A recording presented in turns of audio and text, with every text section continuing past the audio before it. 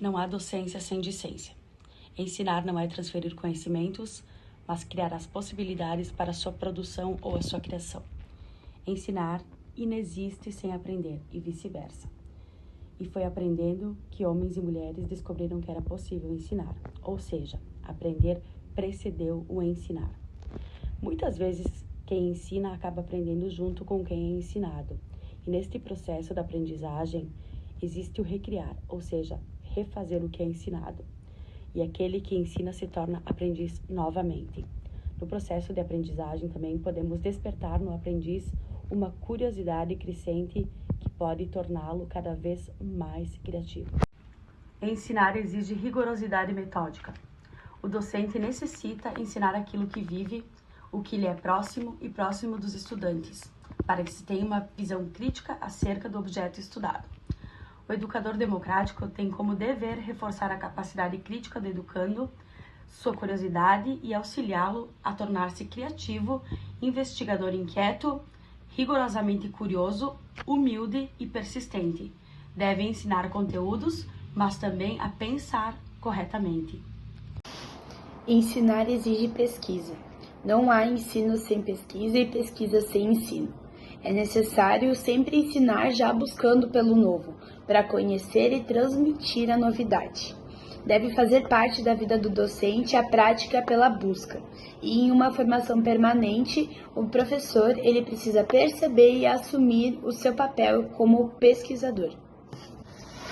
Ensinar exige respeito aos saberes dos educandos. O professor, ele precisa não só respeitar o saber dos alunos, mas também respeitar as classes sociais que chegam até ele.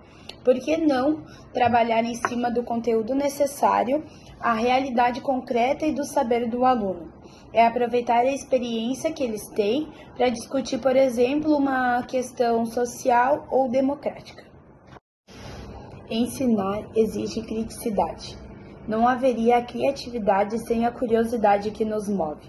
É necessário desenvolver uma curiosidade crítica, insatisfeita.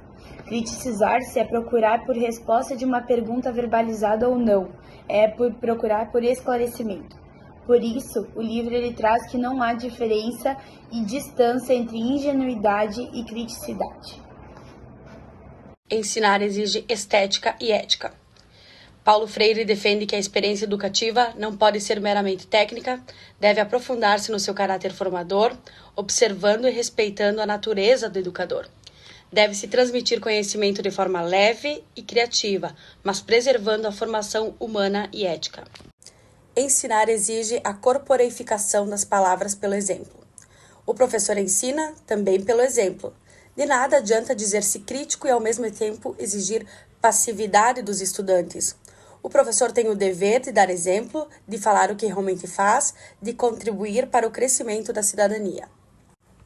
Ensinar exige risco, aceitação do novo e rejeição a qualquer forma de discriminação. Necessita-se que um professor exerça a democracia de fato, não segregando ou discriminando pessoas, devido suas particularidades ou características. Deve-se, no entanto, dialogar com os estudantes, interagir e discutir, e não polemizar. O professor deve ser livre de preconceitos e de rejeitar qualquer proposta que não seja válida para seus alunos. Ensinar exige a reflexão crítica sobre a prática. Fala que o ensino e a aprendizagem envolvem um movimento dinâmico e dialético entre o fazer e o pensar. Através da reflexão da prática, a curiosidade ingênua, voltando a si mesmo, percebe-se como tal e vai se tornando crítica. Ou seja, o primeiro passo para superar a ingenuidade e conquistar a criticidade é a autocrítica.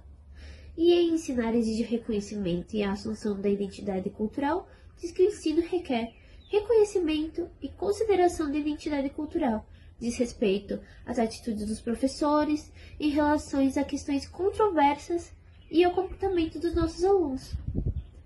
Discute também o impacto do cotidiano na formação da personalidade do aluno.